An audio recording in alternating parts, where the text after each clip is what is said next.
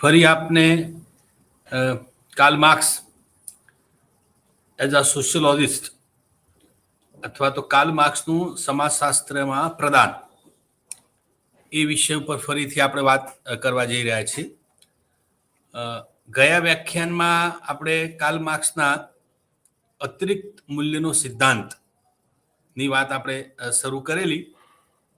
થોડોક પ્રારંભ એમાં આપણે કરેલો. હવે થોડીક વાત એમાં આપણે મિત્રો આગળ કરવી છે. આજે બે ત્રણ બાબતોની આપણે એમાં સ્પષ્ટતા કરી કે અતિરિક્ત મૂલ્ય શું છે, અતિરિક્ત શ્રમ શું છે, અને આ અતિરિક્ત મૂલ્યને પરિણામે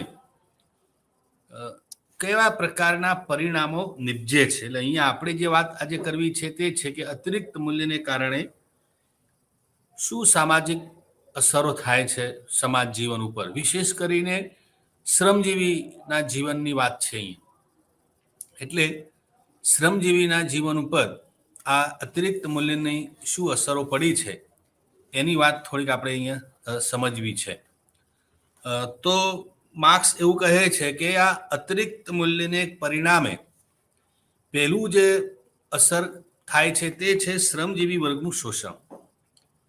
અગાઉ પણ કહ્યું હતું કે ભાઈ મૂડીવાદી આ આખી જે ઉત્પાદન પદ્ધતિ જે છે એ મૂડીવાદી ઉત્પાદન પદ્ધતિની અંદર મૂડીપતિ માલિકનું ભારોભાર શોષણ કરે છે.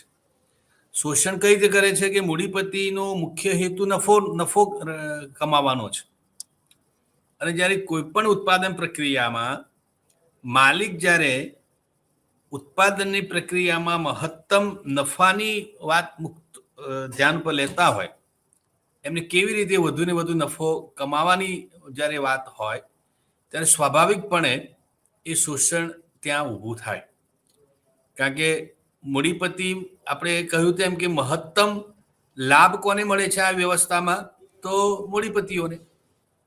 કે એક મજૂર એને એની જે ઉત્પાદન શક્તિ જે છે, એનું જે શ્રમ મૂલ્ય જે છે, એ શ્રમના મૂલ્યમાં આપણે કહ્યું ઉદાહરણ સહિત કે 8 કલાકના એ શ્રમ કાર્યમાં એ 500 રૂપિયાનું ઉત્પાદન શ્રમ ઉદ્ભવ કરે છે. પણ એ 500 રૂપિયા એને મળતા નથી.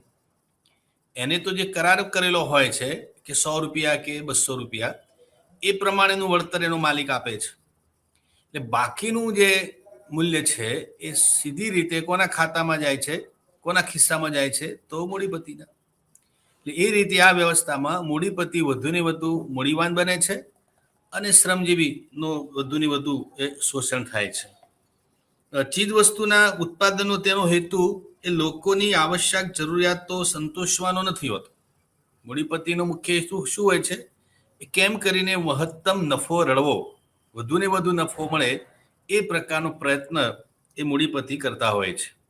મજૂરને તેના શ્રમનું જેટલું ઓછું વેતન ચૂકવવામાં આવે એટલું સારું, કે એને તો જેટલું વળતર શ્રમિકને ઓછું આપવામાં આવે તેટલું નફો એને વધારે બેસે. એટલે પેલી કહેવાય ને કે કોસ્ટ કટિંગની આખી જે વાત આવે, તો કોસ્ટ કટિંગમાં શું આવે છે કે ભાઈ જેટલા પ્રમાણમાં આપણે શ્રમિકોને ઓછું વેતન ચૂકવીશું તેટલા પ્રમાણમાં નફો એ આપણને વધારે પ્રાપ્ત થશે. આ ઉત્પાદન પદ્ધતિની અંદર મૂડીપતિ માલિક એ મજૂરને શક્ય એટલું ઓછું વેતન ચૂકવીને એના શ્રમનું વધુ ને વધુ મૂલ્ય ઊભું કરે છે. એટલે અતિરિક્ત મૂલ્યની અંદર સૌથી વધુ જે નુકસાન થવા પામે છે, અથવા તો જે હકીકતમાં મજૂરને શું પ્રાપ્ત થાય છે, તો કહ્યું છે માર્ક્સે કે મજૂરોને તો માત્ર ભૂખે મરતા બચી જાય તેટલા પૂરતું એને વેતન આપવામાં આવે છે. એટલે એ લોકોને આવતીકાલે મજૂરોની અછત ઊભી ન થાય અને મજૂર આપણને કાયમ માટે મળી રહે તેટલા પૂરતું વેતન, અને મજૂરો જીવે માટે, મજૂરોને જીવાડવા તો પડે નહીં, તો મજૂરોને જો આ જીવાડી ન શકાય તો પછી એને ઉત્પાદન પ્રક્રિયામાં મજૂરોને સામેલ ન કરી શકાય. એટલે એ લોકોને નિમ્નતમ કહી શકાય તેટલું વળતર એ આ મૂડીપતિ લોકો એ આ શ્રમિકોને ચૂકવે છે. અગાઉ જે આપણે પેલી વાત મૂકી હતી એ પ્રમાણે કે મજૂરને તમે કેટલું ચૂકવો છો, પેલું કહ્યું છે કે ભાઈ જે ખેતી કરતો વર્ગ છે તો એના માલિકને સોમથી શનિ જે છે એના ખેતરમાં કામ કરવાનું છે. એટલે સોમથી શનિમાં જેટલું ઉત્પાદન થાય છે એ તમામે તમામ ઉત્પાદન એને એના માલિકને આપી દેવાનું હોય છે. એને એમાંથી કોઈ હિસ્સો મળતો નથી. જ્યારે એક માત્ર સપ્તાહમાં એક દિવસ માત્ર, જે અઠવાડિયાનો એક દિવસ રવિવાર એક એવો છે કે જેને એને એના માલિકે એના માટે જે વીઘો 2 વીઘા જમીન જે કાઢી આપી હોય એની અંદર શ્રમ કરવાનું, અને એ શ્રમમાંથી જે ઉત્પાદન થાય એ સંપૂર્ણપણે એનું કહેવાય. શું કે આમાંથી માલિક 1% પણ હિસ્સો નથી લેતો, પણ સામે છેડે બને છે શું કે એને તો માત્ર સપ્તાહમાં એક જ દિવસ આપવામાં આવે છે. હવે સપ્તાહમાં એક દિવસ માટે કામ કરવાની છૂટ મળે તો એક દિવસમાં તો તમે શું કામ કરી શકો? અને સપ્તાહના સોમથી શનિ એનું જે ઉત્પાદન જે છે એ કેટલું થાય, અને તમે માત્ર રવિવારનું ઉત્પાદન ગણો તો બંને વચ્ચેનો જે તફાવત જે છે કેટલો મોટો છે. એટલે રવિવારનું ઉત્પાદન એ કેવળ મજૂરને મળે છે, બાકીનું જે ઉત્પાદન છે એમાં ઉત્પાદનની આખી જે વ્યવસ્થા છે, મૂલ્ય, એમાં કોઈ હિસ્સો શ્રમિકને મળતો નથી. એટલે આ આખી વ્યવસ્થા જે છે ઉત્પાદનની, મૂડીવાદી ઉત્પાદન પ્રક્રિયામાં મહત્તમ જે છે એ શોષણનો કોઈ ભોગ બનતું હોય તો એ શ્રમજીવી બને છે. આ એક વાત. બીજું કે શ્રમજીવી વર્ગની વિમુખતા, આ બીજું પરિણામ કે અતિરિક્ત મૂલ્યને કારણે થઈને શ્રમજીવીનું શોષણ તો થાય જ છે, સાથોસાથ એ આ પ્રકારની ઉત્પાદનની જે પ્રક્રિયા જે છે એનાથી ધીમે ધીમે એ વિમુખ બનતો જાય છે. કેવી રીતે વિમુખ બને છે? તો માર્ક્સ કહે છે કે ઉત્પાદનની મૂડીવાદી પદ્ધતિની અંદર શ્રમજીવી વર્ગનું સતત શોષણ થતું રહે છે. ઉત્પાદનના સાધનો અને ઉત્પાદન પર શ્રમજીવીનો કોઈ અધિકાર હોતો નથી. આથી શ્રમજીવીઓ તેનાથી વિમુખ બનતા થાય છે. શ્રમિકને પોતાનું સર્વાંગી વ્યક્તિત્વ વિકસાવવાની કોઈ તક આમાં મળતી નથી.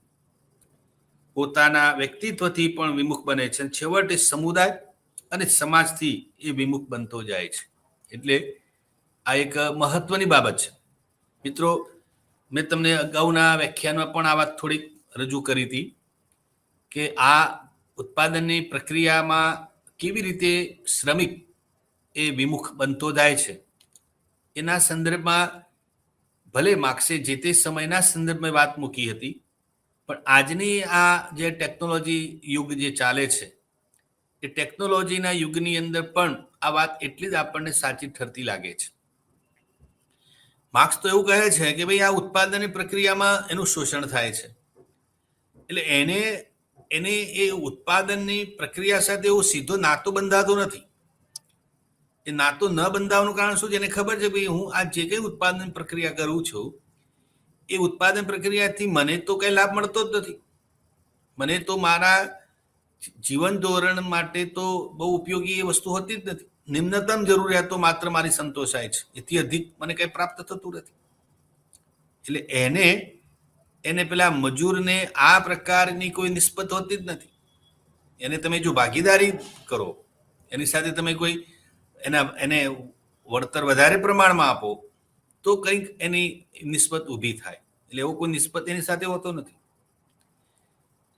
એટલે ધીમે ધીમે એને અંદરથી એક પ્રકારની વિમુખતા જન્મે કે ભાઈ શું કરવાનું, મને આનાથી મને શું ફાયદો, મને શું લાભ. બીજી વસ્તુ એ છે કે એ પોતે મજૂર છે, એટલે એની પાસે માત્ર ને માત્ર એનો શ્રમ છે, એથી અધિક એની પાસે કંઈ છે નહીં. એટલે એ તો પોતે પોતાનો શ્રમ વેચાણથી આપે છે, અને એના બદલામાં એનો માલિક એને એનો શ્રમ ના બદલામાં વળતર ચૂકવે છે. અને વળતર અને પેલા ઉત્પાદનની કોસ્ટ જે છે એ વચ્ચે એટલું બધું અંતર હોય છે કે સીધી રીતે એને સમજાતું હોય છે. શ્રમજીવીને પણ આમાં વાત સમજાય છે. એ પોતે પણ સમજતો હોય છે કે હું જે કંઈ ઉત્પાદન કરું છું એ ઉત્પાદનમાં મને જે છે એ તો હિસ્સો ન બરાબરનો પ્રાપ્ત થાય છે. એને ઉત્પાદનની પ્રક્રિયા અને ઉત્પાદન સાધનો સાથે કોઈ માલિકી ભાવ હોતો નથી, કારણ કે એની પોતાની માલિકી નથી. એટલે એ ભારોભાર એ શોષણ થાય છે. એટલે એને તો કેવું છે કે માત્ર ને માત્ર એક ઓજારની જેમ કામ કરવાનું હોય છે. એક સમય એવો હતો કે આ જ્યારે ટેકનોલોજી નહોતી અને જેને કહી શકાય કે નિમ્ન કોટીનું અથવા તો ન બરાબરની જ્યારે યંત્રવિદ્યા કે ટેકનોલોજી હતી, તો એ પ્રકારની જે ઉત્પાદન પ્રક્રિયામાં કંઈક અંશે શ્રમજીવીનું થોડુંક જેને કહી શકાય કે જોડાણ રહેતું. જ્યારથી આ ટેકનોલોજી આવી ત્યારથી શ્રમજીવીનું સીધું જોડાણ ઉત્પાદનની પ્રક્રિયાથી ધીમું ધીમું ઓછું થઈ ગયું. અને એક સ્તર તો એવું આવ્યું કે એને આખી પ્રક્રિયામાં એને કંઈ કરવાનું જ નથી. એટલે મૂળ એની પોતાની પેલી જે ક્રિએટિવિટી જે છે એ આમાં ક્યાંય જોવા મળતી નથી. એની સર્જનાત્મકતા તો ક્યાંય જોવા મળતી જ નથી. એ શ્રમિક ખરો, એ પોતે એવું કહી શકે એનામાં આવડત છે, બધું જ છે, કૌશલ્ય પણ છે, પરંતુ એ પોતે એવું ક્યારે વિચારી શકતો જ નથી કે હું આ ઉત્પાદન પ્રક્રિયામાં મારું પણ પોતાનું સહભાગીપણું છે. હું એક ઉદાહરણ દ્વારા આ વાત આપણે મિત્રો સમજવાનો પ્રયત્ન કરીએ. સમજો કે પહેલાના સમયમાં કાપડ ઉદ્યોગ એટલે જે આપણે ત્યાં હાથ વણાટનું કાપડ તૈયાર થતું, આજે પણ કેટલાક બહુ ઓછું પણ એ થતું હોય છે. હવે જ્યારે હાથ વણાટનો વ્યવસાય હતો, જ્યારે આપણે લૂમ્સ આવ્યા પહેલા, અત્યારે તો લૂમ્સ અને હવે તો ફેક્ટરી અને મિલોમાં કાપડ તૈયાર થાય છે. હાથથી ચાલતા સાધનોનો જ્યારે ઉપયોગ થતો હતો ત્યાંની હું વાત કરું છું. એક સમય એવો હતો કે આપણે ત્યાં આ પ્રકારના વિવિંગ સાથે સંકળાયેલા જે લોકો હતા એ લોકો ઉત્પાદનની તમામ પ્રક્રિયા સાથે સામેલ હતા. દાખલા તરીકે પેલી જરૂરિયાત ઊભી થાય રૂની. કાપડ બનાવવા માટેની અનિવાર્યતા છે રૂ. તો પહેલા તો આ શ્રમિક અથવા જે આ ઉત્પાદન પ્રક્રિયામાં જે પરિવાર સામેલ હોય એ પરિવારની વ્યક્તિ પહેલા તો કપાસની ખરીદી કરવા જાય, જ્યાં રૂની ગંજી હોય બજારમાં થઈને, અથવા તો ખેતરમાં ડાયરેક્ટ ખેડૂત પાસેથી એ રૂની ઘાસની વેચાણથી લેતી. એટલે જુઓ, એ કાપડ તૈયાર કરે છે, એને એ ખબર પડે છે કે કાપડ માટે મૂળ જરૂરિયાત કઈ બાબત છે. એટલે સૌ પહેલા શરૂઆત ક્યાંથી કરે છે? એ રૂની ઘાસરી ખરીદવાની. એટલે રૂની ઘાસરી કોની સાથે ખરીદે છે? તો એ ખેડૂત પાસે. એટલે એને તમે જુઓ કે રૂ કપાસના છોડ અને કપાસના કાલા સાથે પણ નિસ્બત છે. એટલે પેલો જે વીવર હોય એ વીવરને કપાસ સાથેનો પણ નાતો છે, કપાસના છોડ સાથેનો પણ નાતો છે. એને પણ ખબર છે કે કપાસનો છોડ છે, એમાં રૂ ને કાલા બેસે, એ રૂ આવે, એ રૂ પીંજીને પછી એમાં કાપડ બને. આ પેલાને ખ્યાલ હતો. એટલે શરૂઆત ક્યાંથી થાય છે? પેલા ખેડૂતથી. ખેડૂત અથવા તો વેપારી કે જેની પાસેથી ખરીદી કરે છે. એ પછી શું પ્રોસેસ થાય છે? તો એ રૂને કાંતવામાં આવે છે. એ પણ પ્રોસેસ જાતે જ કરે છે. ઘરે લાવીને રૂને કાંતે, એમાંથી તેને તાર બનાવે. એ તાર બનાવ્યા પછી એમાંથી આ દોરા તૈયાર થાય, અને દોરા બન્યા પછી એમાંથી કાપડ તૈયાર થાય. કાપડનું પાછું એનું કલર થાય, વિવિંગ થાય, સ્પિનિંગ થાય, અને કાપડ તૈયાર પણ એ કરે, કાપડને કલર કામ પણ એ કરે, એની તૈયાર થયેલી ઘાસરી પણ પોતે બનાવે, અને છેવટે એની જે વેચાણ જે છે વેચાણ પણ પોતે કરે. એમાંથી ઉપાડીને એ ગામડે ગામડે એને જ્યાં જે વેપારીઓ હોય એ વેપારીને વેચવા પણ પોતે જાય. એટલે તમે જુઓ, સંપૂર્ણ ઉત્પાદન પ્રક્રિયાની એ સાથે સામેલ છે. અને સાથે સાથે બીજું પણ મહત્વનું પાસું જે છે કે એ ઉત્પાદન અને ઉત્પાદનના સાધનોનો માલિક છે. એ સાધન પણ પોતાનું છે અને ઉત્પાદન જે છે એનું પણ પોતાનું છે. એ જે કંઈ રૂથી એ જે કંઈ કાપડ તૈયાર થયું, જે કંઈ એની માલિકી એની પોતાની છે. એને કેટલો ભાવ રાખવો, કેટલો ભાવ ઘટાડો કે વધારો, કોને આપવું, કોને ન આપવું, બધી આખી પ્રક્રિયામાં એ સામેલ છે. અને કેવળ એ નહીં, આખો પરિવાર, ગામડાના અને આ પ્રકારના જે વ્યવસાયો છે કે એક જ પંડિત થતા નથી. એટલે એમાં સંપૂર્ણ પરિવાર એમાં સંકળાયેલો હોય. અને એક આત્મીય ભાવ, એ કાપડ તૈયાર થાય એટલે કાપડ મારું છે એ પ્રકારની વી ફિલિંગ જે અમારું છે એ વી ફિલિંગ એમાં બહુ દેખાઈ આવે. એટલે કાપડ તૈયાર થાય, બજારમાં વેચાણ થાય, એ કાપડની કોઈ ખરીદી કરીને એનું તૈયાર કરેલું કાપડ પહેરે ને એને પેન્ટ કે શર્ટ, એ પહેર્યાનો પણ એને આનંદ થતો. અમારા ગામમાં પેલી વાત કરી હતી ને કે પુંજીમાં છે, પુંજીમાં તે વર્ષો પહેલા જાતે આ જે તૈયારી કપડાં વણાટ કરીને તૈયાર કરતા કાપડ, અને કાપડ તૈયાર કરીને પોતે વેચવા નીકળે પાછા કાસરી માથે લઈને ગામે ગામ. અને વેચ્યા પછી ક્યારેક સાંજના સમય નીકળે ગામમાં, અને કોઈ ફાટેલું ચીથરું કે કંઈક પડ્યું હોય તો એ પોતે લઈ પણ લેતા અને શોધવા નીકળતા એ મોલ્લે મોલ્લે, કે આ રીતે જ્યાં ઉકરડાઓ કે જ્યાં કંઈ હોય ને એવી કચરા નાખતા હોય ત્યાં જઈને શોધી આવે, મળી આવા કપડાં. આપણને લાગે કે આ તો પોતે તો તૈયાર કાપડ વેચે છે, એમને તો શું કામ આ બધું કરવું રહ્યું. અને ઘણીવાર તો એ બાળક કે કોઈ મોટેરો એમનું તૈયાર પેલું કાપડ પહેરીને નીકળે તો પાછું સામે છેડે એ પાછું આમ ભાવ વ્યક્ત કરે કે જુઓ કેવા તમે સરસ લાગો છો અમારા કપડેથી, આવી ફિલિંગ આપતી એમને. અને ગોદડી બનાવે. એટલે એવું કેવું કે ભાઈ મારું તૈયાર થયેલું કાપડ આ રીતે ગામમાં કે કોઈ ફેંકી દે કે કચરામાં પડી હોય મને ગમે નહીં. તો પાછા એને લઈ જાય, ધોવે, પાછી એની ગોદડી કરે. ગોદડીઓ પણ બજારમાં એટલે જરૂરિયાતમંદ લોકોને આપે, લોકો વેચાણથી પણ એમની પાસેથી લે. તો છેક સુધી એટલે એ આખું કાપડની પ્રોસેસમાં એટલે તમે જુઓ એક છે ભલે ઉત્પાદનની પ્રક્રિયા સાદી, પણ એની અંદર એ સંપૂર્ણ ઇન્વોલ્વ છે. તો એ આ આત્મીય ભાવ છે, એની પ્રક્રિયા સાથે એનો શું છે, એક નિકટતો નાતો છે. એ બાબત અહીંયા જોવા મળતી નથી. એટલે માર્ક્સ જે કહે છે ને કે ભાઈ આખી ઉત્પાદન પ્રક્રિયામાં એનું કામ તો કેવળ મશીન જેવું છે. સવારે માન લો કે મશીનને કેવી રીતે ઓપરેટ કરવું. આપણે ત્યાં અત્યારે જે ઉદ્યોગો છે કે ફેક્ટરીઓ છે એમાં તમે ઘણી વાર જોતા હશો કે માણસની હાજરી 24 કલાક જોઈએ, કારણ કે કેટલાક મશીનો તો ડે નાઇટ ચાલતા હોય. મોટી મોટી ફેક્ટરીઓમાં જે કામ થતું હોય એમાં એ લોકો ગેપ પાડતા નથી. અને કામ, અને ટેકનિશિયન હોય કે જે માણસ હોય એની હાજરી ત્યાં નોંધાતી હોય.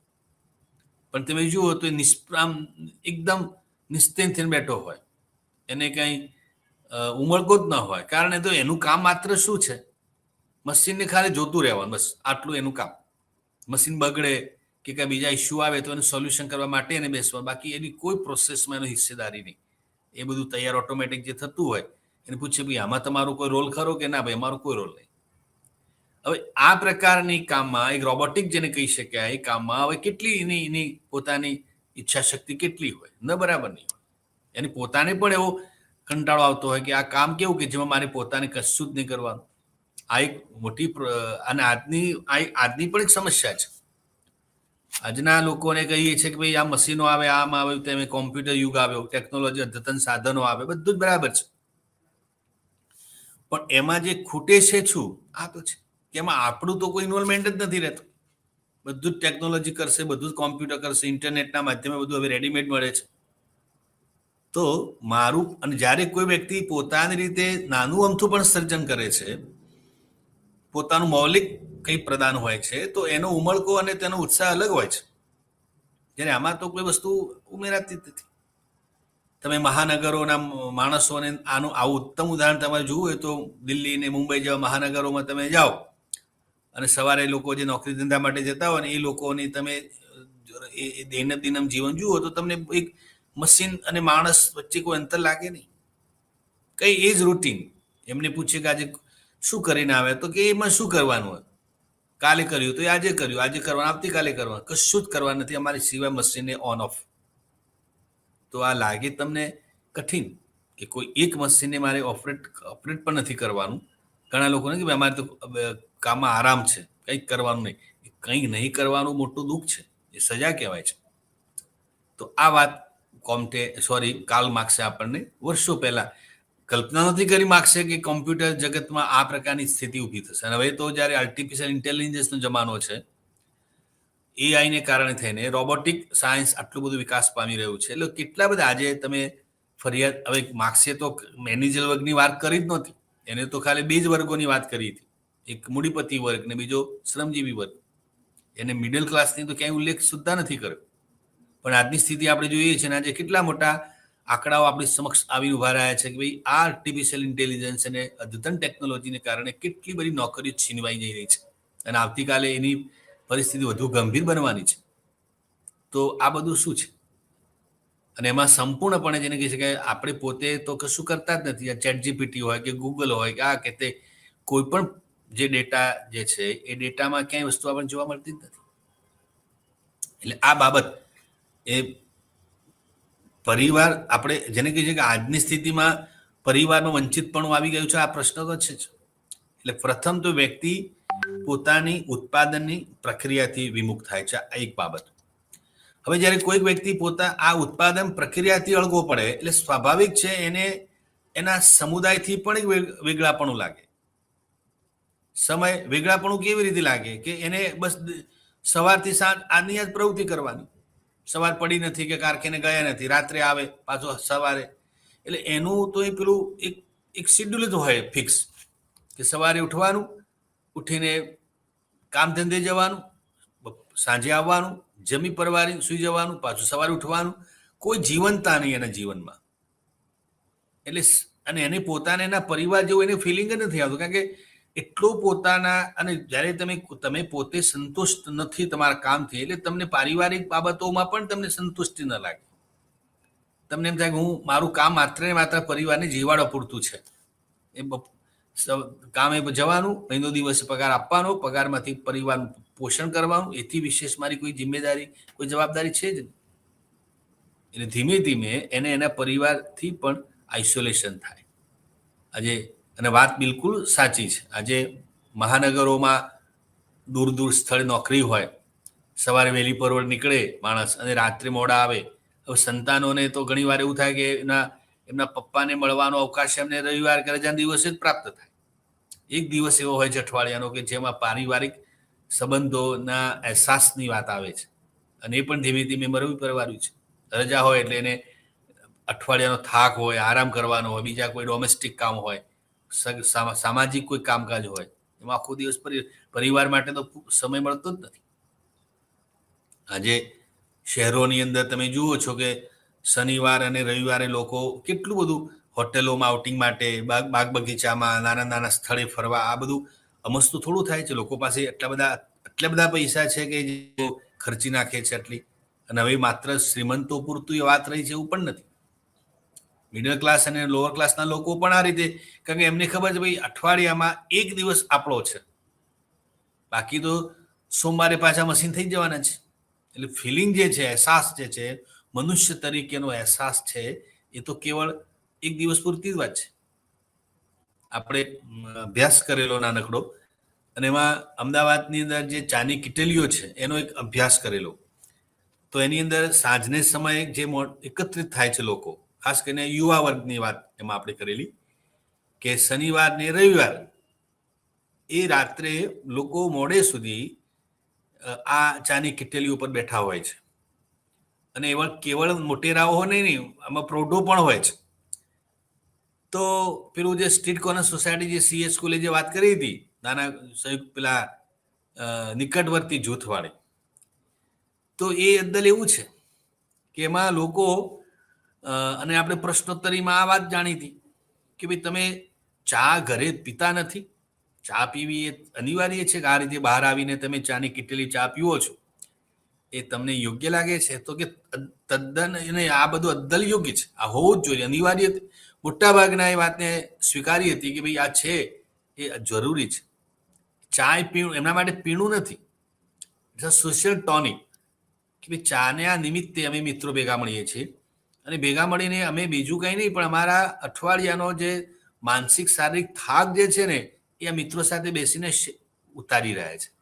એટલે સામાજિક માનસિક સંતુષ્ટિ જે છે એ અમને આ પ્રકારના સંબંધોથી પ્રાપ્ત થાય છે. ચાની ચુસ્કી લેતા લેતા હળવી વાતો અને કેટલું, અને એટલી બધી જેને છે કે એ ફ્રેશનેસ આવે છે કે જેની અસર એમના પ્રોડક્ટિવિટી પર પડે છે. કેટલાક લોકો એવું કહે કે જો આ અમે ન કરીએ તો અમનારો કામ કરવાનો ઉત્સાહ જે છે એ ધીમે ધીમે ડલ થતો જાય છે. કારણ કે અમે ઓફિસમાં કે અમારે જે વર્ક કલ્ચરમાં આ વસ્તુ તો રહેતી જ નથી. હવે ઓફિસમાં તો સ્ટાર્ટ 9 કે 10 વાગે અમે જ્યારે જોડાઈએ છીએ પછી તો અમારી પાસે એવો અવકાશ રહેતો જ નથી કે અમે મારા કલીગ સાથે આટલી સરળ હળવી શૈલીમાં હળવાશથી વાતો કરી શકીએ. તો કેવળ ને કેવળ આ એક સ્કોપ છે, અને એ પણ નિમિત્ત છે. ચા પીવા આવવું તો નિમિત્ત છે, પીવી ન પીવી પણ ચાના નિમિત્તે મળીએ, વાતોચીતો થાય, અને કેવળ એમાં બધી બાબતો માનસિક સામાજિક બધી સંતુષ્ટિ એમને પ્રાપ્ત થાય છે. અને ધીમે ધીમે ધીમે ધીમે આ વધતું પણ જાય છે. તમે જોશો કે ચાયની કિટેલીઓ કે પાર્લર ઉપર સાંજના સમયે, ખાસ કરીને વીકેન્ડની હું વાત કરું છું, કેટલા બધા લોકો વીકેન્ડ બનાવવા માટે દૂર દૂર જાય છે. તો એમને શોખ છે માટે જાય છે, પૈસા અતિશય થઈ ગયા છે માટે જાય છે. હકીકત શું છે તો આ છે. અને જેમ જેમ મનુષ્યની વ્યસ્તતા વધતી જાય છે તેમ તેમ આવા પ્રકારના સ્કોપ જ્યારે જ્યારે પણ મળે છે ત્યારે એ મેળવી લે છે. કારણ કે એ ફિલિંગ, એ અહેસાસ ત્યારે જ થાય જ્યારે માણસ, હવે તો આ મલ્ટીનેશનલ કંપનીઓ પોતાના કર્મચારીઓને આ પ્રકારની સગવડો પણ આપે છે, કારણ કે એના હિતમાં છે કે પરિવાર સાથે શેરિંગ નહીં કરે, પરિવાર સાથે સમય નહીં આપે, આવું સોશિયલ કનેક્શનને નહીં રાખે, તો પછી એને ઉત્પાદન પ્રક્રિયામાં સીધી અસર પડશે, એની પ્રોડક્ટિવિટી જે છે ડલ થઈ જશે. તો આ એક વિમુખતાને દૂર કરવા માટેનો એક પ્રયત્ન હવે કંપનીઓ તરફથી થઈ રહ્યો છે.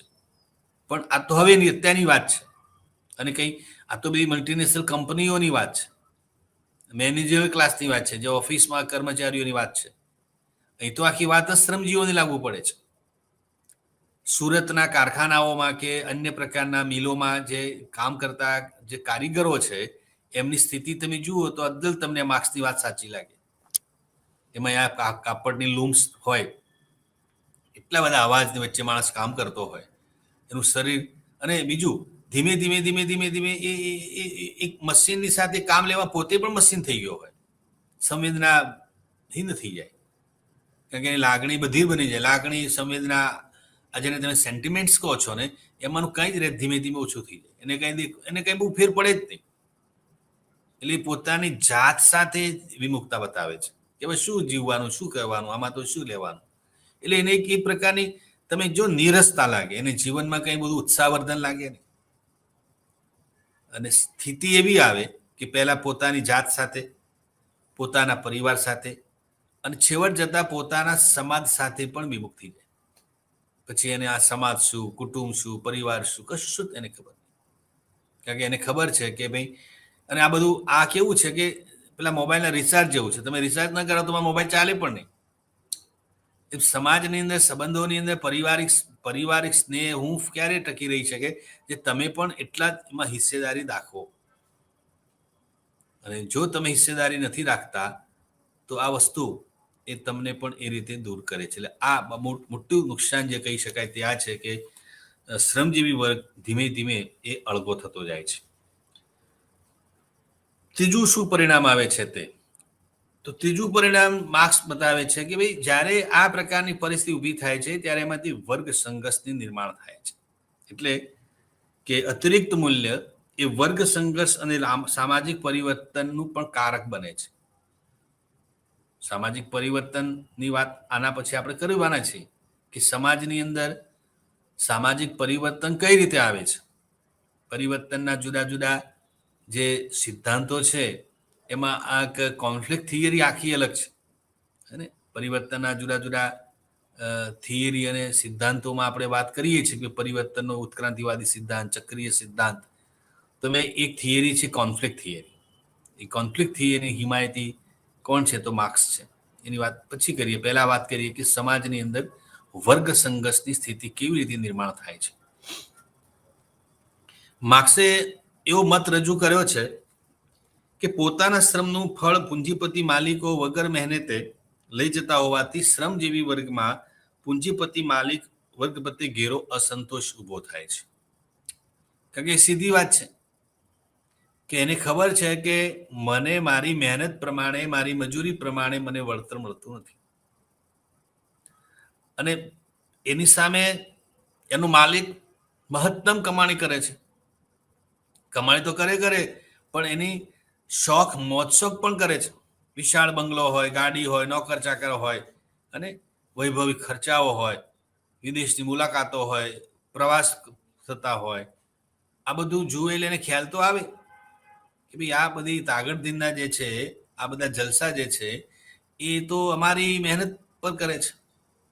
ગામડામાં પેલો ખેડૂત જે છે એ ખેડૂતને ખબર છે કે ભાઈ અમે જે મહેનત કરીએ છીએ, મહેનતનું મોટા ભાગનું કમાણી તો પેલા એજન્ટો લઈ લે છે. આની પહેલા જે વાત કરી હતી ને કે ઉત્પાદન જે છે એ કરે છે કોણ? તો પેલો ખેડૂત, પશુપાલક. પણ એ ઉત્પાદનનું વળતર મહત્તમ કોને મળે છે? તો પેલા વચેટિયાઓને.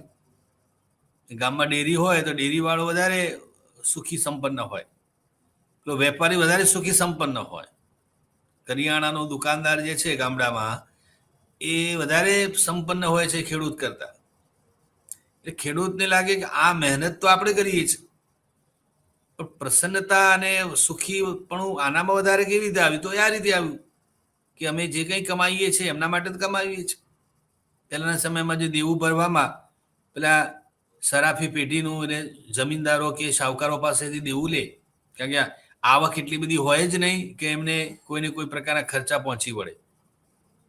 દીકરીનું લગ્ન હોય કે સામાજિક કોઈને પ્રસંગ હોય, કોઈની માંદગી હોય કે ઢોર ઢાખર માદું પડ્યું હોય, કોઈને કોઈ, અને આવું તો બનવાનું જ. એ ટાઈમે નહોતી બેંકો, નથી આ પ્રકારની સગવડ કે તમને તાત્કાલિક મદદ મળી જાય. એટલે અનિવાર્યપણે ખાનગી દેવું કરવું પડે. એ કોઈ સગાવાલા હોય કે ગામમાં આવું કોઈ શાહુકાર હોય કે કોઈ જમીનદાર હોય, અને કે આવી પ્રકારની સરાફી પેઢી હોય, પેલા વેપારીઓ હોય, ગામડામાં વેપારીઓ પણ આવું કરે કામ. કોઈ શ્રીમંત ખેડૂત પણ શરાબનું કામ કરતો હોય. એટલે ટૂંકમાં એમને કોઈને કોઈ પાસેથી દેવું લેવું પડે. એટલે પેલો વેપારી જે છે એ તમને પૈસા આપે, જેના ત્યાં તમે માલ વેચતા, તમારું જે માલ તૈયાર થયો ઉત્પાદનનું પાક, એ પાક જેને વેચવા જાઓ એ વેપારી તમને ઉમળકાથી પૈસા આપે, અને ઘણી વાર તો સામેથી તમને પ્રોત્સાહિત કરે. સમજો કે લગ્ન હોય દીકરીનું, તો પેલો વેપારી જ તમને થોડુંક સામે ચાલીને ઇન્જન આપે કે ભાઈ દીકરી એકની એક છો, લગ્ન કરવામાં કંઈ કસર ન રાખશો, જરૂરિયાત હોય તો પૂછી લેજો, કહી દેજો. તમને પૈસા માટે થઈને કોઈ વાત અટકી પડે એવું કરશો નહીં. જિંદગી પછી આખી જિંદગી મહેનત તો કરવાની જ છે ને, પ્રસંગે વારંવાર નથી આવતા. એમ કરીને તમને એટલા પ્રોત્સાહિત કરે ને તેટલા એ તૈયાર કરે. એટલે પેલું ₹1,00,000 ખર્ચ કરવાની ગણતરી હોય, એની સામે 2,00,000 કરી દેશે. એટલે પેલો પાછો કહે કે શેઠ, લગ્ન તો બરાબર છે, પ્રસંગ તો સારો જ કરો છો, મારી પાસે સગવડ એટલી બધી નથી જેટલી મારે કરવું છે. સારું છે, પણ એના માટે પાછી સગવડ તો જોઈએ. શેઠ પાછું પેલા ખેડૂતને એમાં કે શું શરમાવાનું, એમાં શું, પૈસા જોઈએ લઈ જાઓ, કેટલા જોઈએ છે, ₹1,00,000 2,00,000 કેટલા જોઈએ છે? એટલે પેલો ખેડૂત એ ₹1,00,000 લઈ આવે, લાખ તો એની પાસે હોય, અને ₹1,00,000નું આયોજન કરી આવે. એટલે આયોજન સારું કરે, પ્રસંગ પણ સારો કરે. પ્રસંગ પતી જાય ને 2-5 મહિના થાય એટલે પછી પેલો ઉઘરાણી કરવા આવે કે ભાઈ તમારે પેલા આપણે પ્રસંગ પતી ગયો, સરસ વાહવા બોલાઈ ગઈ, આમ કર્યું તેમ કર્યું. એ પોતે વાહવા બોલાવે, હવે તને આપણે તો હિસાબ કિતાબ કરી લઈશું. એટલે વેપારી એને પેલી ઉઘરાણી કરે કે ભાઈ આપણે જરાક હવે એનો જોઈ લઈએ હિસાબ કિતાબ. એટલે પેલો એમ સમજે કે આપણને તો મદદ કરી છે ને, કે શેઠ હવે એમાં એવું છે ને કે અત્યારે તો કંઈ જુઓ ને ભાર છે, અલગ પ્રસંગનો હજુ આ પ્રકારની આર્થિક ભારણને કારણે. તો શેઠ તરત એવું ન કહે કે સારું, કે કામ કરો, હવે આ પૈસા માટે તો એવું છે કે તમે જો આપી દીધા હોય તો ઓછીના જ ગણત. મારે એવું નહોતું કે તમારી પાસેથી કંઈ લેવું, પણ હવે જો તમારી પાસે કંઈ એવી સગવડ નથી ને તમે કહો છો કે અત્યારે તો કંઈ થયું નથી, તો પછી મારે તમને, કારણ કે હું પણ ક્યાંકથી સગવડ કરીને આવ્યો હોઉં, મારે પણ આઘું પાછું કરવાનું હોય, એટલે આનું તો વ્યાજ તો આપણે ગણીશું. એટલે વધારે નહીં, પણ દર મહિને તમે આ રકમનું વ્યાજ મને આપતા રહેજો. મુદ્દલ તો તમે પછી ઈચ્છો ત્યારે આપણે મેળવી લઈશું. ગરજ તો હોય, પૈસા હોય નહીં, એટલે પેલો શેઠ કહે એમ કરે. એટલે દર મહિને એમને પેલી વ્યાજની વાત શરૂ થાય.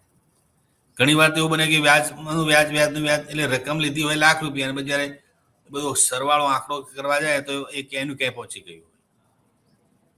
એટલે આ શોષણ આમ પણ થાય.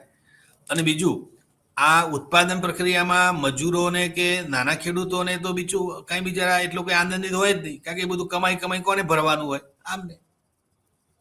પાક વેચો એટલે પાકમાંથી જે કાંઈ બીજું, જ્યારે તમે એડવાન્સ લઈ ચૂક્યા હોય એટલે એને બેવડું માર પડે. વ્યાજ તો આપે, અને એ સમયે ઘણી વાર તો કેવું થતું, સમજો કે હું ખેડૂત છું અને મારે કાંઈ રૂપિયાની જરૂરિયાત છે, એટલે હું પેલા માલિક, પેલા જે વેપારી હોય એને મળવા જાઉં કે મારે તાત્કાલિક રૂપિયાની જરૂર પડી છે, તો મને રૂપિયા આપો. એટલે શું કરે કે સારું, હું તમને પૈસા આપીશ, પણ તમે મને વળતરમાં શું કે મારો જે માલ જે છે હું તમને આપી દઈશ. અત્યારે ખેતરમાં ઊભો છે પાક જ્યારે પાકે ત્યારે હું તમને આપી દઈશ. પણ કે પાક પાકે બરાબર છે, પણ એની કિંમત તો આપણે નક્કી કરીએ.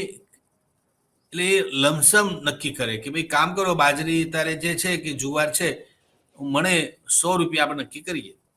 એ પ્રમાણે અને કેટલો અંદાજિત છે તમારે થવાનો, તો કે ભાઈ મારે 50 મણ તો લગભગ થશે ને થશે. તો મણના તમે 1000 રૂપિયા પ્રમાણે ગણો તો 50,000 રૂપિયા તો લગભગ થશે. એટલે શું કરે, 1000 રૂપિયા પ્રમાણે તમને 50,000 રૂપિયા આપે અને કહી દે જુઓ ભાઈ આપણો ભાવ 1000 રૂપિયા નક્કી થયો, એટલે તમારે મને 50 મણ અનાજ આપવાનું રહે. વધારે થાય એનું હું પાછું આપી દઈશ પૈસા. હવે થાય શું, ઉત્પાદન પણ થાય. હવે બજારમાં એ ટાઈમે 1000 ને બદલે 1500 ભાવ ચાલતો હોય, આવું બને, લગભગ બનતું હોય છે. પણ તમે તો ઓલરેડી બંધાઈ ચૂક્યા છો 1000 રૂપિયામાં, એડવાન્સમાં વેચી દીધું છે. કારણ કે તમે તો માલ વેચાના પૈસા તો લીધા છે. એટલે હવે એ સમયે આપણે ખેડૂત તરીકે એવું કહી શકતા નથી પેલા વેપારીને કે ભાઈ કામ કરો, હું આ માલ તમને 1000માં ના આપું, બજારમાં 1500 ભાવ ચાલે છે, 1500 પ્રમાણે મારે જે થાય પૈસા આપી દો મને. ઉપરના મેં તમારી પાસે જે એડવાન્સ લીધા છે એ કાપી દો, બાકીની રકમ તમને આપી દો. એવું તો એ વેપારી કરે જ નહીં. એ તો શું કહે ભાઈ જુઓ આપણે તો વાત શું થાય લખાણ લે પાછું, એટલે અમે સાક્ષીઓની સહી પર સુદ્ધા લે, બધું કાગળિયું તો ચોખ્ખા રાખે અને બધું કમ્પ્લીટ રાખે જેથી કે તમે ફરીને જાઓ કે જુઓ ભાઈ આ તમારે આપણે માલ તો વેચી દીધો છે, તમારે માલ વેચવાની વાત જ કરશો નહીં. એટલે એ આખું શોષણ. વિચાર કરો કે 1 મણ અનાજ નહીં કે જે કિંમત હોય એનું સીધું 500 રૂપિયાની લોસ. એટલે ત્યાંથી એને શરૂ કર્યું અને એ પોતે પાછો એ બજારમાં એની 1500 જગ્યાએ 1700 રૂપિયા કિંમત ઉપજાવે. એટલે તમને 1000 મળે એક ભાવ 1700 ના, એટલે 700 રૂપિયાની કમાણી પેલો સીધો તમારી પાસેથી કરી લે.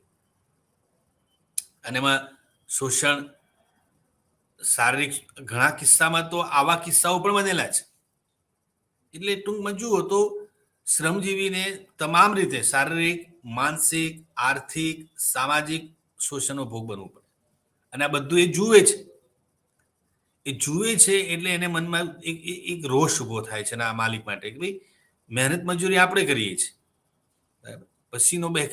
પસીનો કાઢીએ છીએ અમે, અને અમારા પસીનાની મહેનત ઉપર તાગડધીના કે જલસા કે મોજ મજા તો આ લોકો કરે છે. એટલે એક પ્રકારની અંદરથી એના માલિક માટે એક નેગેટિવ, જેને કહી શકાય કે રોષ અથવા તો એક પ્રકારની અસંતોષની લાગણી એ જન્મે છે. અને સમય જતા એ શ્રમજીવી વર્ગની ક્રાંતિ અને વર્ગ સંઘર્ષમાં પરિણમે છે. વર્ગ સંઘર્ષથી ઉત્પાદનના સાધનોની માલિકીમાં અને વર્ગ સંબંધોમાં પરિવર્તન આવે છે.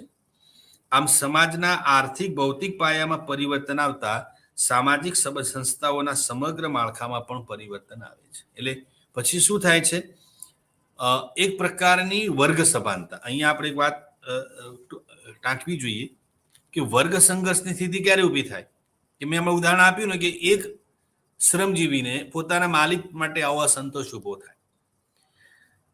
હવે આ અસંતોષ કેવળ એક મજૂર માટે નથી હોતો, એક મજૂરને બીજા મજૂરોને પણ આ પ્રકારનો અસંતોષ હોય છે. એટલે એ લોકો બધા એકત્રિત થાય. પેલું હિતવાળી વાત આવી, આપણે હમણાં વાત કરીશું, વર્ગ સંઘર્ષની અંદર આ વાત આવે છે. હિતોનો ટકરાવ, સંઘર્ષ કેવી રીતે બને, એટલે બધા એક જ હિતોવાળા લોકો એકત્રિત થાય અને એમનામાં એક વર્ગ સભાનતા જાગે. પેલા કે જોયું આપણો માલિક જે છે આપણને પગાર ઓછો આપે છે અને આપણા પગાર ઉપર આગળ ધંધા કરે છે, આપણે માગ્યું ત્યારે કંઈ આપ્યું નહીં, એને આપણા જ મજૂરી કરીને આપણે એને કમાઈ આપીએ છીએ. એટલે ધીમે ધીમે એમનામાં એક જાગૃતિ આવે, બધા એસેમ્બલ થાય, એકત્રિત થાય, ભેગા મળે. અને આ ભેગા મળવું એ પ્રકારની શું બતાવે છે, વર્ગ સભાનતા. એ વર્ગ સભાનતાને કારણે શું થશે, વર્ગ સંઘર્ષ થાય.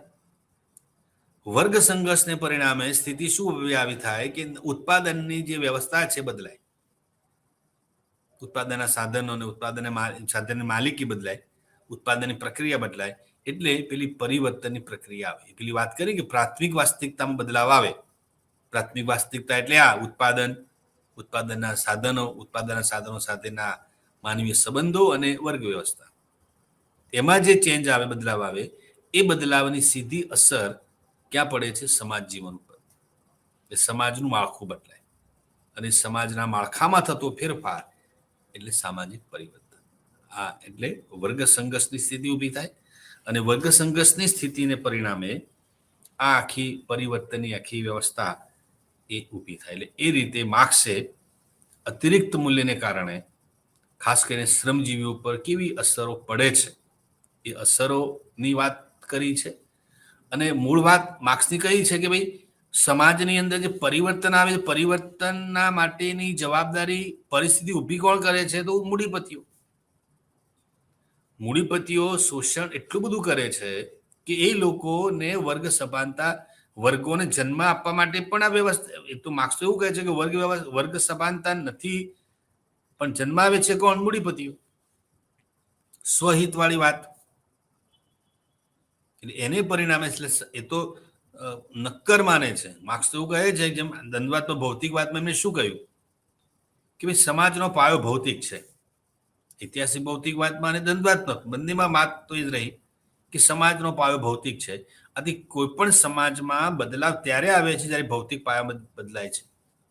અને ભૌતિક પાયો ત્યારે બદલાય છે જ્યારે ઉત્પાદનના સાધનોની માલિકી, એની સાથેના રિલેશન અને વર્ગ વ્યવસ્થા બદલાય છે. એટલે અહીંયા પણ એ જ વાત માર્ક્સ કહે છે કે અતિરિક્ત મૂલ્યને કારણે અતિશોષણને કારણે વર્ગ સભાનતાને પરિણામે વર્ગ સંઘર્ષ અને વર્ગ સંઘર્ષને પરિણામે પરિવર્તન. એટલે મૂળ વાત પરિવર્તનની છે. અને પછી એમાં વર્ગવિહીન વ્યવસ્થા, રાજ્યવિહીન વ્યવસ્થા અને આ બધી જે વાત એને કરી છે તેનાનું કે નવો જે સમાજ ઉભો થશે એ વર્ગવિહીન હશે. એમાં મુખ્ય કેન્દ્રમાં કોઈ માલિકો નહીં હોય, બધા પોતાની રીતે. એટલે એની આખી જે સમાજવાદી વ્યવસ્થાની વાત કરી છે એમાં ભલે અદ્દલ સાચું ન પડ્યું, પણ મૂળ વાત આ છે. એટલે એ વાત અહીંયા આપણે કરી કે ભાઈ માર્ક્સના અતિરિક્ત મૂલ્યના સિદ્ધાંતને મારે આપણે સમજવો હોય તો કઈ રીતે સમજી શકીએ એ વાત આપણે કરી. હવે બીજો એક માર્ક્સનો જાણીતો સિદ્ધાંત છે એની પણ થોડીક વાત કરી લઈએ. એટલે અહીંયા આપણે કાર્લ માર્ક્સની ચર્ચા હું માનું છું કે પૂરી કરી રહ્યા છીએ. એ છે વર્ગ સંઘર્ષ. જેમ અતિરિક્ત મૂલ્યનો સિદ્ધાંત, દ્વંદ્વાત્મક ભૌતિકવાદનો સિદ્ધાંત, ઐતિહાસિક ભૌતિકવાદનો સિદ્ધાંત મહત્વપૂર્ણ છે, એમ વર્ગ સંઘર્ષનો સિદ્ધાંત પણ એટલો જ મહત્વનો માર્ક્સનો સિદ્ધાંત છે. તો એની થોડીક ચર્ચા આપણે કરીએ. તો કહ્યું છે કે સામાન્ય લોકોના રોજબરોજના જીવનમાં વર્ગ શબ્દનો વ્યાપક રીતે આપણે ઉપયોગ કરતા હોઈએ. અહીંયા આપણે જે વાત પહેલી મુદ્દો આપણે વર્ગનો કરવો છે કે વર્ગ કોને કહેવું. તો મિત્રો વર્ગ એક પ્રકારનું સ્તરીકરણ, આપણે જે સ્તરીકરણની વાત કરીએ છીએ, સમાજનું જુદા જુદા ખંડોમાં વિભાજન. થોડીક ચર્ચા સ્તરીકરણની પણ આપણે કદાચ તમને યાદ હશે કે જ્યારે આપણે સ્તરીકરણનો મુદ્દો ચર્ચ્યો, સામાજિક સ્તરીકરણ, તેમાં વાત મૂકી હતી કે કોઈ પણ સમાજની અંદર વિભિન્ન, અને સમાજ તો વિભિન્ન પડોનો બનેલો, સ્તરીકરણ એટલે જ વિભિન્ન પડ.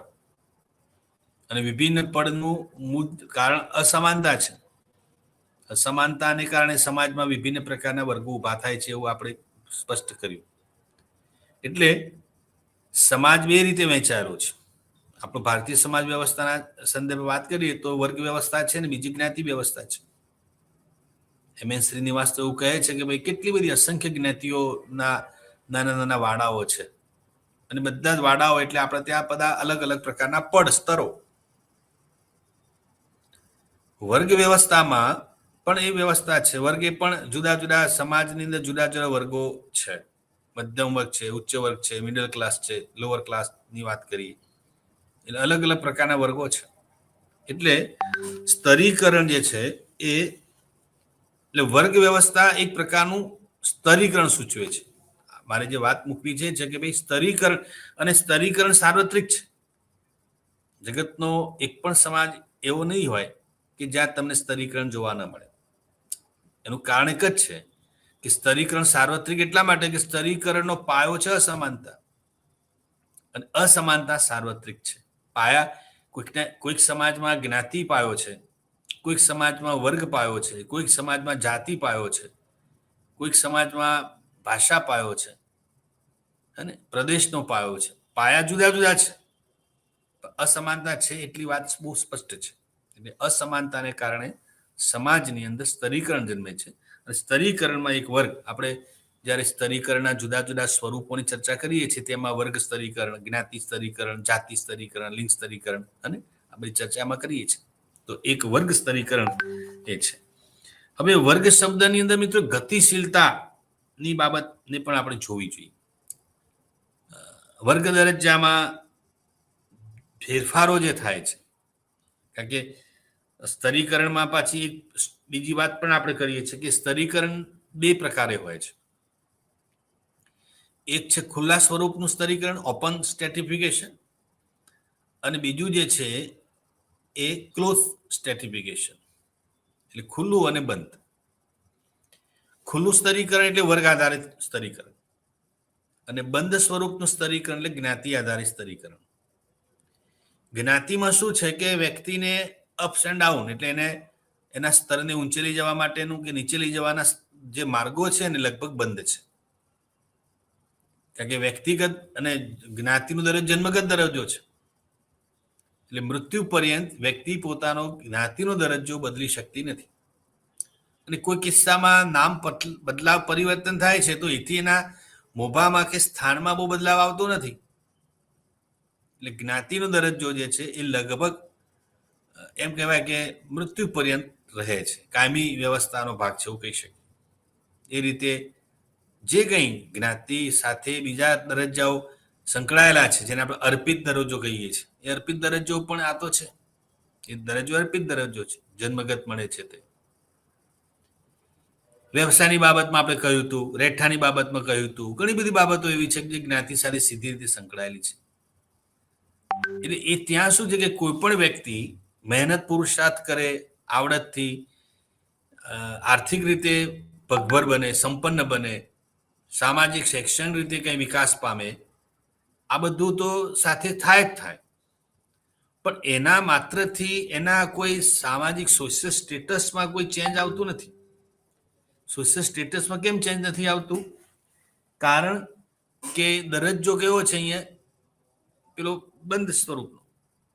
એટલે જ્ઞાતિની અંદર આપણે ગામડામાં નથી કહેતા કે ભાઈ વ્યક્તિ નોકરી કરતો હોય, વ્યવસાય કરતો હોય, શહેરમાં રહેતો હોય, એટલે એના ત્યાં શહેરી સભ્યતામાં તો શું છે, વ્યક્તિનું મૂલ્યાંકન એના વર્ગને આધારે થાય છે. જ્યારે ગામડાની અંદર એનું મૂલ્યાંકન જ્ઞાતિ આધારે થાય છે. એ વ્યક્તિ જ્યારે શહેરમાં રહેતી વ્યક્તિ જ્યારે ગામડે આવે છે ત્યારે પહેલો પ્રશ્ન એની આ ઓળખનો અને એની પોતાની આ અસ્મિતા અને એની પોતાની સ્વસભાનતા ઉપર અસર કરે છે. અહીંયાનું મૂલ્યાંકન જ્ઞાતિના આધારે થાય. જ્યારે વર્ગ વ્યવસ્થામાં આ વસ્તુ ઓછી છે જ નહીં. આમ કહીએ તો વર્ગમાં તો વ્યક્તિનું મૂલ્યાંકન વર્ગથી જ થાય છે. એના સામાજિક સ્ટેટસનો વર્ગ સામાજિક સ્ટેટસ નક્કી કરનાર પરિબળ જ છે એનો વર્ગ. એટલે ટૂંકમાં કહેવાનો આશય છે કે જ્ઞાતિગત વ્યવસ્થા બધી કેવી છે, એકદમ ક્લોઝ છે. એમાં અપ્સ એન્ડ ડાઉનના બહુ રસ્તાઓ બહુ સીમિત થઈ ગયા છે. એ બાબતમાં વર્ગ વ્યવસ્થા બહુ ઓપન છે. કે વર્ગ વ્યવસ્થામાં તો એવું છે કે વ્યક્તિ ઈચ્છે તેટલો વિકાસ કરી શકે. એમાં મોબિલિટીના પૂર્ણ અવકાશ છે. એટલે એમાં સોશિયલ મોબિલિટી, ભૌગોલિક, આપણે જેને કે માઇગ્રેશનને સ્થળાંતર કરીને, શિક્ષણ પ્રાપ્ત કરીને, લગ્ન કરીને, વ્યવસાય બદલીને, શહેર બદલીને, વિસ્તાર બદલી, કેટલી બાબતો છે કે જે વ્યક્તિની મોબિલિટી પર સીધી અસર કરે છે. શહેરમાં તો ડગલે ને પગલે, અને શહેરમાં એ પુષ્કળ તકો પણ છે. આજે શહેરીકરણની જે પ્રક્રિયા વધારે વેગવંતી બની છે, શહેરીકરણ વધારે ઝડપી બન્યું છે, શહેરોમાં કદમાં અને શહેરોની સંખ્યામાં ઝડપી વૃદ્ધિ થઈ રહી છે. એના ભિન્ન ભિન્ન કારણોમાં એક કારણ આ પણ છે. ગામડામાંથી લોકો શહેરોમાં આવી રહ્યા છે તો એક આ પોતાની આઈડેન્ટિટી ક્રાઇસિસનો પણ એક હિસ્સો છે એમાં. જેમ કે પેલી વાત કરી હતી કે ભાઈ કારીગર જ્ઞાતિ છે, આજે ગામડામાં તમે જાઓ કે જે કારીગર જ્ઞાતિઓ છે બધી લગભગ શ્રમ એ શિફ્ટિંગ થઈ ગઈ ક્યાં શહેરો તરફ. એનું કારણ છે કે ભાઈ એ લોકો જે કંઈ કામ કરે છે, એ લોકો પાસે જે કંઈ કસબ છે, એમની પોતાની જે કંઈ કૌશલ્ય કે આવડત છે, એનો ત્યાં એમના સ્તરે તો કોઈ લાભ જ નથી, કોઈ કદર નથી. એટલે એમના કામનું કોઈ વળતર નથી મળતું. એક સુથાર કે લુહાર પોતાના ગામમાં જે કંઈ સારી કામગીરી કરે છે એને એ ગામમાં વળતર મળે છે, એના એટલું જ વળતર એને શહેરમાં તો વધારે સારું મળે છે એના કરતાં. અને તકોની પ્રાપ્તિ અને ઘણી બધી બાબતોની અનુકૂળતા હોય છે, એવું શહેરમાં મળે છે. એટલા માટે શહેરનું આકર્ષણ છે. અને બીજું આકર્ષણ છે તે આ કે શહેરની અંદર વ્યક્તિનું જે મૂલ્યાંકન છે એ મૂલ્યાંકનનો જે માપદંડ છે એ માપદંડ એ એની જ્ઞાતિને બદલે એનો વર્ગ છે. એટલે વર્ગ વ્યવસ્થા એ રીતે. બીજું કે વર્ગ વ્યવસ્થામાં અપ્સ એન્ડ ડાઉન્સ, એમાં મોબિલિટી બે પ્રકારની છે, અપવર્ડ મોબિલિટી, ડાઉનવર્ડ મોબિલિટી, ઉર્ધ્વગામી ગતિશીલતા, નિમ્નગામી ગતિશીલતા. એટલે આજે કોઈ વ્યક્તિ વધારે મહેનત કરે છે, કૌશલ્ય પ્રાપ્ત કરીને આવડત અનુભવથી પોતાનો દરજ્જો ઊંચે લઈ જાય, અને ઘણા કિસ્સામાં બન્યું છે એ વર્ષે દિવસે એનો જ્યારે ગામમાંથી શહેરમાં ગયો હોય ત્યારે મધ્યમ વર્ગનો હોય કે નિમ્ન વર્ગ હોય, પણ તમે જ્યારે 5-10 વર્ષ પછી એને મળો છો ત્યારે એનું આખું સ્ટેટસ બદલાઈ ગયું હોય છે. એ સ્ટેટસ બદલાઈ જવાનું કારણ કયું હોય છે? એનું આ વર્ગ વ્યવસ્થા કે ભાઈ મેં મહેનત કરી આવડતથી, અને ત્યાં કોઈને એવી વ્યક્તિગત જીવનમાં ડોક્યું કરવાનો કોઈ એવો કોઈનો અભિગમ હોતો જ નથી. એ અર્થમાં વર્ગ વ્યવસ્થા વધારે લવચિક છે, ફ્લેક્સિબલ છે, લવચિક છે. સેમ વસ્તુ નિમ્ન ડાઉનવર્ડને પણ એટલી શક્યતાઓ છે. અપવર્ડ મોબિલિટીની પોસિબિલિટી છે, ડાઉનવર્ડ મોબિલિટીની પણ એટલી પોસિબિલિટી છે. કારણ કે તમે પોતાના કામમાં પોતાના જે કંઈ પોતાની પોટેન્શિયલ ન બતાવી શકો તો તમે ડાઉન પણ થઈ શકો છો. જે શહેરમાં રહેવાનું આ એક ફાયદો પણ છે, ગેરફાયદો પણ. અપડેટ તમારે રોજે રોજ, વ્યવસાય હોય તો ધંધો હોય કે કોઈ નોકરી હોય કે કંઈ પણ હોય, તમારે જાતને રોજે રોજ તમારે પ્રૂવ કરવી પડે છે જો તમારે વર્ગમાં ટકી રહેવું હોય તો. નહીતર શું થાય, મૂલ્યાંકનમાં પાછું તમે તમારા ડાઉન થઈ જાઓ. પણ ટૂંકમાં વર્ગ વ્યવસ્થા એ આ ગતિશીલતા સાથે સીધી રીતે સંકળાયેલો છે. કાર્લ માર્ક્સ પોતે વર્ગ શબ્દની જટિલતાથી જ એ વાકેફ હતા. એમને વર્ગ શબ્દનો અર્થ સ્પષ્ટ કરવાનો પણ પ્રયત્ન કર્યો છે. અને એમને આ દાસ કેપિટલ એમનો બહુ જાણીતો ગ્રંથ, એ દાસ કેપિટલ ગ્રંથના ત્રીજા એટલે કે છેલ્લા વોલ્યુમમાં આ આખી વાત એમને બહુ સ્પષ્ટપણે કરી છે. મિત્રો, દાસ કેપિટલ માટે પણ કાર્લ માર્ક્સ જગ વિખ્યાત છે.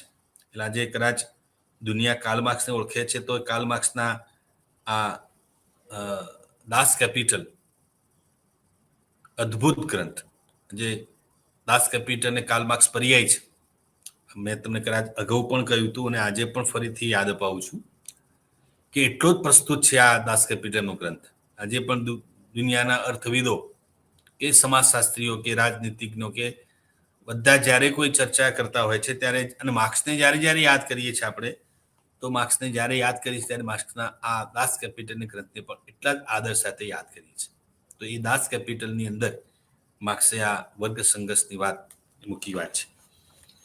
માર્ક્સે વર્ગ વિશેનો ખ્યાલ આર્થિક પરિબળોને આધાર કરે છે. અગાઉ પાછી વાત એ આવે છે કે માર્ક્સે અહીંયા જે વાત કરી છે વર્ગ વ્યવસ્થાનો, તો એનો મૂળ વાત કઈ છે તો કે આર્થિક. એટલે કે એમના મતે ઉત્પાદનના સાધનો અને ઉત્પાદનના સંબંધો સમાજમાં વર્ગ રચનાનું નિર્ણાયક પરિબળ છે.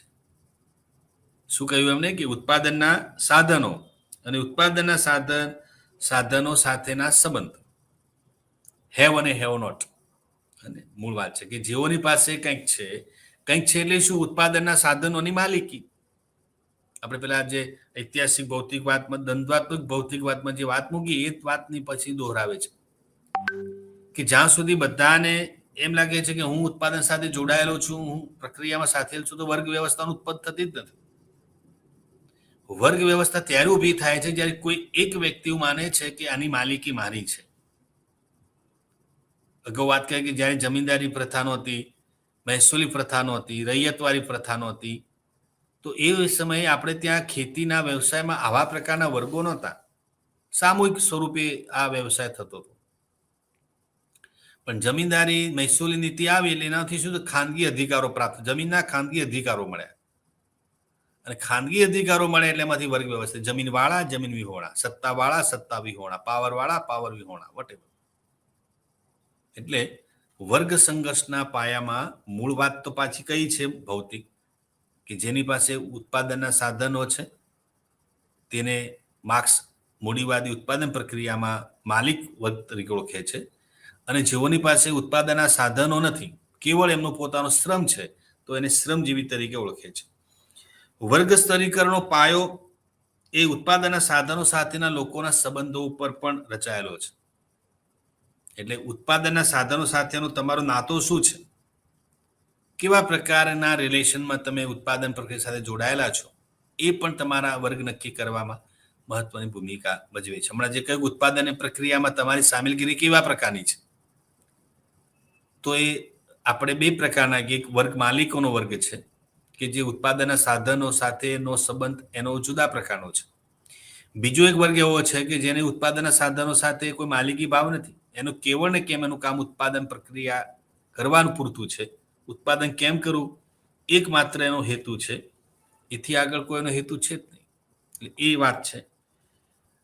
એક વર્ગ છે જેને પૂંજીપતિ એટલે મૂડીપતિ જેને કહીએ, કે જેની પાસે પૈસો છે. અને બીજો જે વર્ગ છે એને બુઝુર્ગ વર્ગ તરીકે ઓળખાવે છે માર્ક્સ. હા, એટલે પૂંજીપતિને બુઝુર્ગ વર્ગ, જેમ આપણે મૂડીપતિ કહીએ છીએ એને બુઝુર્ગ વર્ગ કહીએ છીએ. અને બીજો જે વર્ગ છે એને શ્રમજીવીનો વર્ગ તરીકે ઓળખાવે છે, જેની પાસે ઉત્પાદનના સાધનો નથી, ઉત્પાદનની કોઈ માલિકી નથી. તો આવા બે વર્ગોમાં સમાજને વહેંચી લેવો, અને આ બે વર્ગો વચ્ચે પાછો શું રહે છે? દ્વંદ્વ, સંઘર્ષ થવાનું શું કારણ કહ્યું? કે ઉત્પાદનની પ્રક્રિયામાં આ જે શ્રમિકો જે છે એ શ્રમિકોનું શું થાય છે? શોષણ. અને શોષણને પરિણામે એમની એક પ્રકારની આઇસોલેશન એટલે વિમુક્તતા સર્જાય છે. અને વિમુક્તતાને કારણે તેઓ પોતાના પરિવારથી, પોતાના સમાજથી અને છેવટ જતા પોતાની જાતથી પણ વિમુખ થઈ જાય છે. અને એક પ્રકારનો અસંતોષ, એક પ્રકારનો રોષ એમને પોતાના માલિક માટે જન્મે છે. અને એ આખી આવા અલગ અલગ બીજા લોકોની સાથે જ્યારે મળે છે એક વર્ગના ઉત્પાદનનો, જુઓ અહીં બે પ્રકારના વર્ગો છે. એક વર્ગ છે તે માલિકોનો વર્ગ, એ લોકોમાં પણ સભાનતા છે. અને બીજો એક વર્ગ જે કહ્યો તે જેમ શ્રમિકોનો વર્ગ.